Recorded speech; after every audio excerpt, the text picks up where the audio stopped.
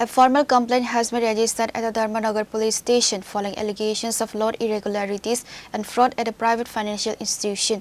A loan amounting to Rs 5.5 lakh had been fraudulently sanctioned under one customer.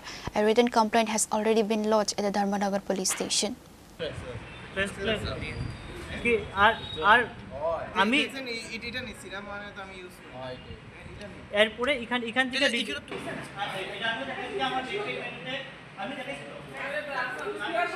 উনার biodata সম্পূর্ণ আপনাদের কাছেই আছে নিহার বো According to reports, Nihar Sinha, a resident of Dewan Pasar No. 3 Bridge area in Dharmanagar, discovered that a loan of approximately Rs 5,50,000 had been fraudulently sanctioned under his name without his knowledge or consent. Upon detecting the irregularity, the victim approached the concerned private financial institution to obtain his official bank statements and transaction documents. Armed with the documentary evidence, he subsequently lodged a formal first information report at the Dharmanagar Police Station, prompting a police investigation into the suspected fraud. আমার কোনো document নেওয়া হয়েছে না, কোনো কিছু হয়েছে না, আমি কোনো ছিলাম ফাইন্যান্স আইছি না। তো 14/5/2026 সে আমার নামে লোন ইস্যু আছে কমার্শিয়াল ব্যাংক, কিন্তু আমি লোন লইছি না, কিন্তু তারা ব্যাংকের স্টাফও আগে করতেছে না যে লোন লইছি। কোন ব্যাংক? শ্রীরাম ফাইন্যান্স, ধর্মনগর চন্দ্রপুর।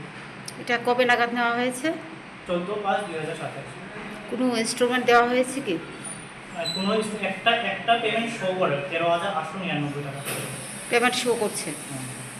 আচ্ছা, আপনার নামটা? নিহার সিং। এখন আপনাকে কি বললো ফাইন্যান্সের কর্তৃপক্ষ কি বললো আপনাকে? ফাইন্যান্সটা তারা চেক করতেছে, চেক করে বলবে। চেক করে। আপনি কি প্রশাসনকে জানিয়েছেন এটা? প্রশাসনের কাছে আমি আমার দাদা একটা অ্যাডভোকেট আছে, তার কথা বলছি, তাই বলছে সব কিছু ডিটেলস নিয়ে দিতাম, এরপরে লিগাল যতটুকু অ্যাকশন করা যায় তার উপরে ততটুকু করা যায়।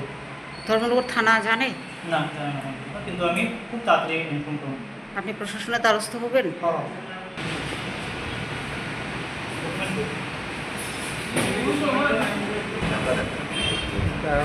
দেখতে লাগবে